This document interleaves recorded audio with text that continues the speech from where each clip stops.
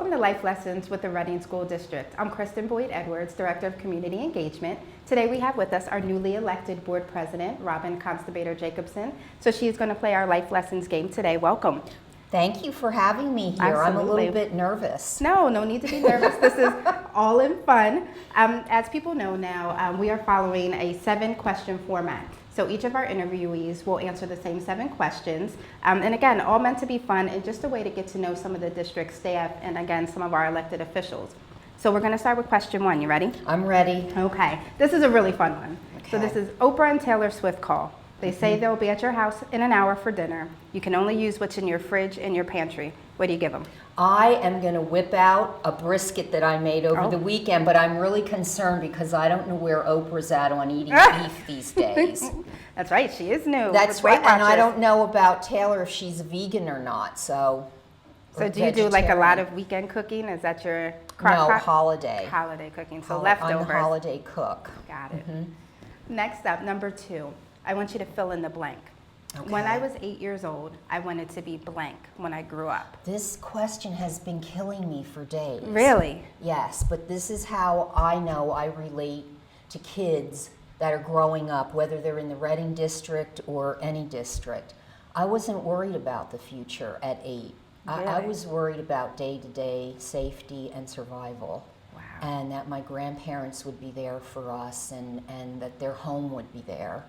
So I thought about that a long time, and I wish I had a funny answer for that, but I really don't. That's amazing, just to hear that story, because you said then you can relate to especially in our district, the children we serve. Totally. Very nice.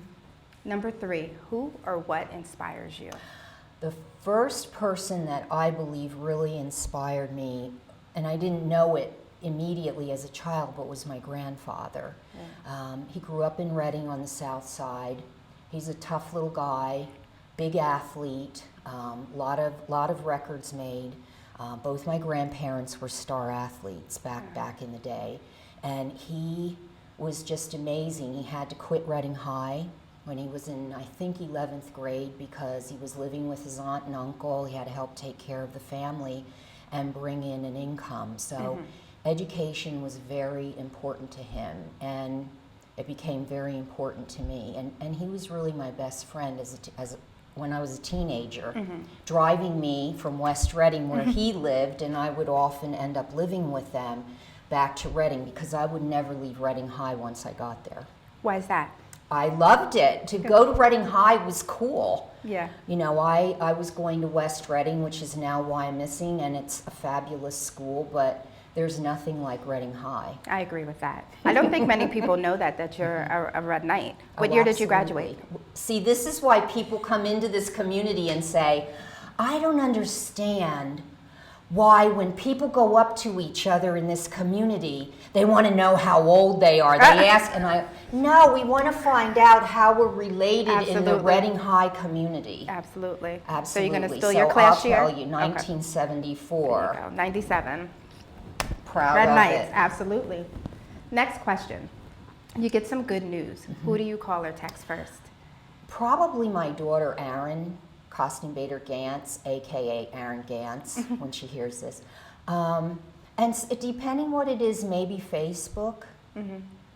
Maybe somebody like Tony Reese, who I run to as my pseudo-coach, who is a coach, but depends. Okay, I run to her too. I run to Tony too. Poor Tony. So number 5, what makes you RSD proud? RSD proud. The fact that I went there. I got so much from so many people there when I needed those people. Teachers, friends that I still have all these years later that I know I can count on or go to. And what the kids are doing right now. And what really makes me proud about the kids, about the students is I can remember when I was running junior achievement and I would go into the classrooms to teach some of the programs. And some of the students would say that they were not proud to go to Reading School District. That killed me. I would be like, how can you say that? How can we were the baddest, we were the coolest. Yeah. When we walked into a room, everybody knew that we went to Reading High. We were cool. Yeah. And I see that coming back. Absolutely. And I watch even the elementary kids take so much pride in their singing and their chorus and their instruments, and it's just wonderful to see that coming back around. I love that too, that morale upswing. So number 6, you have one day, $1 million. What do you do? Where do you go? What do you spend it on? You know I'm going to find somebody in need. First, I'll pay off any bills I have so that I can be totally debt-free, so then I can just keep donating and being a bigger part of philanthropy. Yeah. That I wish I had more money to share with people. I really do. Would you go anywhere, do you think? Would you want to try to get somewhere quick in that day? Any special place you would want to visit? I've never thought about that. I'm happy here for the most part. I mean, if I had to move, I would go to San Francisco. Oh, nice. But so you would be all about giving back? I think I would take a little bit. I'd set my daughter up for the rest of her days, probably, and then I'd want to do my thing for other people. And maybe a little bit of bling? I know we talked about that earlier. Probably at least rhinestones, if nothing more.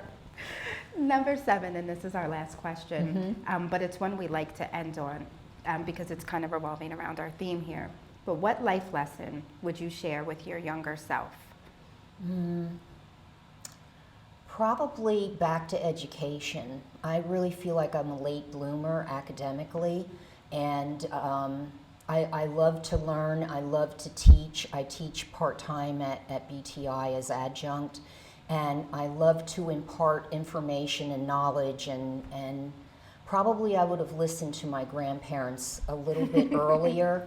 But again, you know, when you're a kid and you're going through life, day-to-day struggles, sometimes education isn't your main focus. You're just wondering what's going to happen when you come home from school at the end of the day. Very nice. Well, thank you again for joining us today. You made us laugh. You gave us a heartwarming story, which I think our kids can connect to, so we appreciate that. I'm Reading proud. Thank you. Absolutely. Thank you again for joining us on Life Lessons with the Reading School District. Have a great day.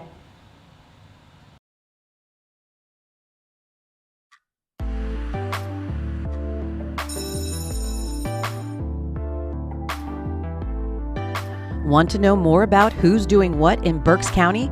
Check out the stories on thepeoplechronicles.com.